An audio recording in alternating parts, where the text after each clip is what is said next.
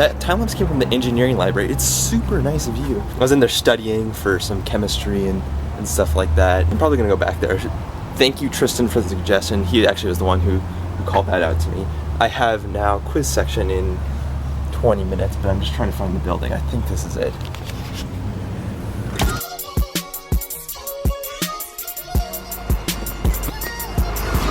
Okay, I'm finally done with class today, but I want to talk about this thing that I just found out. Just between classes, doing a little bit of research, I've been like frantically getting things, writing things down. This might be a little bit awkward because I just saw someone go past this, but check this out. This is a really super weird building. I actually have my first chemistry quiz section right over there. That was that Moore Hall sign you saw. That's called Moore Hall.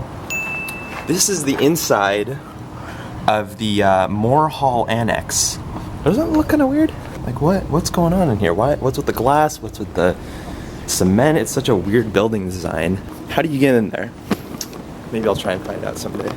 I'm gonna set down the camera for this for a second, but I'm trying to get out of people's way.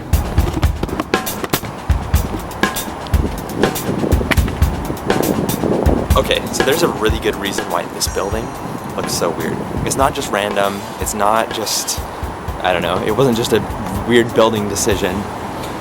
It's kind of a weird fluke of history, actually, and I don't know why or how I got in this rabbit hole, but I was like, what is this building right here? I looked it up on Google Maps.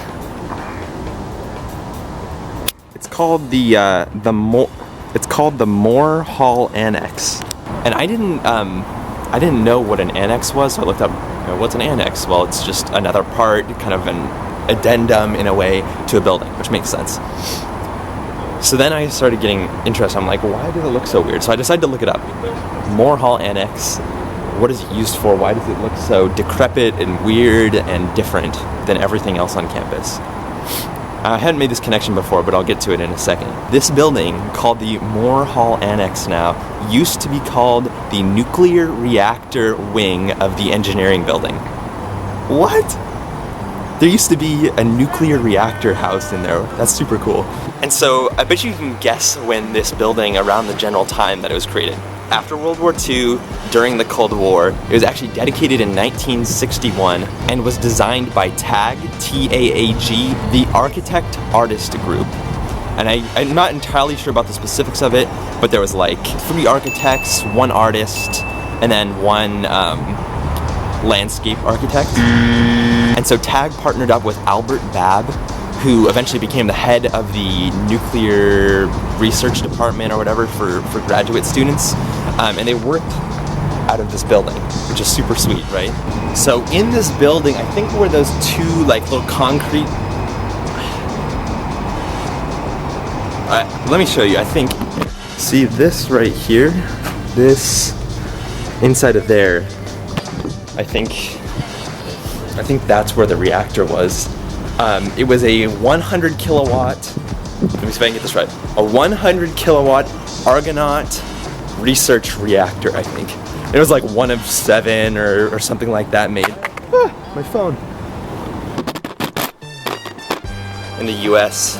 And so this building was actually not just designed for the fact that it would be used for nuclear research and to educate graduate students on the power of nuclear reactors, but it was also made to inform the public. That's why all the outside is glass, is so that people walking by could go over to the edge and see the process of nuclear fission happening with these students constantly going in and out and doing experiments in that. And so I think there's 2 levels, something like that. One area for doing experiments and for storing the radioactive elements and things like that, and then another area for something else. And so it's kind of a stark contrast, I'd say, to the rest of the building. I mean, you look around at the UW and there's a lot of what I think was Gothic style. This is called brutalism, with the really unfinished look of the concrete on the edges and stuff like that. I think the glass is a little bit more uncharacteristic. That's what it's built for. The brutalist style, just because it was kind of like an era.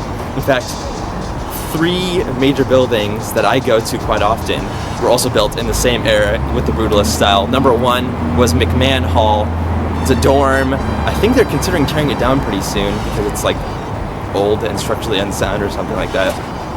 2, Condon Hall, which is where my math class is this quarter, and then 3, Kane Hall, which is like the huge lecture hall.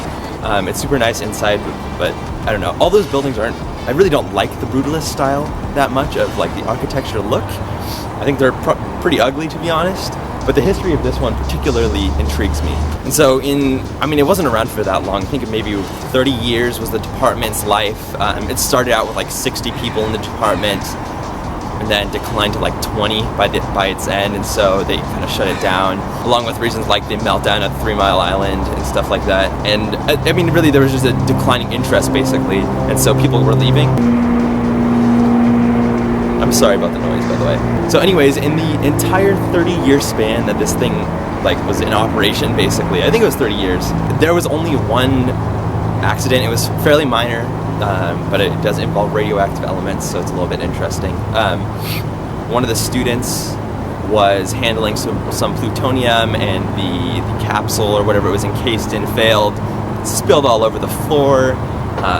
People had to come in and remove everything.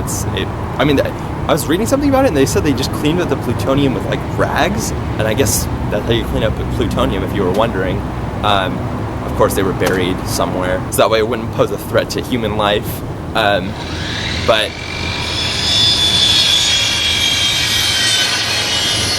I guess this is what I get for filming outside in the city. Let me try and move. So anyway, the dude who ended up spilling the plutonium, I think he ended up having a little bit of like radiation poisoning, but he was okay. He wasn't that sick. They sent him to the hospital. They fixed him up. He was good to go. Not entirely sure the rest of that story. If you want to figure it out, you can look it up. It's pretty easy to find. But yeah. So then, you know, after the department had ended up closing, the reactor was still there. They decommissioned it. It was still around during 9/11, and people were afraid of more terrorist attacks, and so what they did was they changed the name from that the nuclear reactor wing of the engineering building. They changed it to Moore Hall Annex, and so that's how it has its current name. Just gonna take this slowly. Finally, by 2008, they removed the reactor, and then there was some talk about demolishing the building or something like that, and a group of students, I think, or some people got together. They thought that the historical significance of this building was too great to have the UW demolish it and place something in its place. And I have it written down here.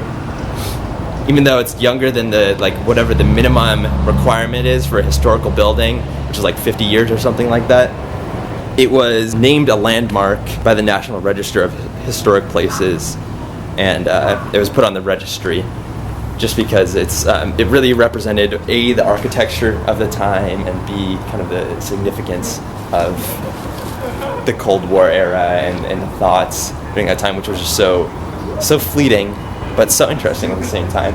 So now there's talk about I don't know, turning it into a museum or something like that, which I think would be super cool. So there you go. That's the story of the Moore Hall Annex, just in time for me to go to my computer science little exploration thing. Not required, just going because I'm interested. College is so interesting. Kill Bill.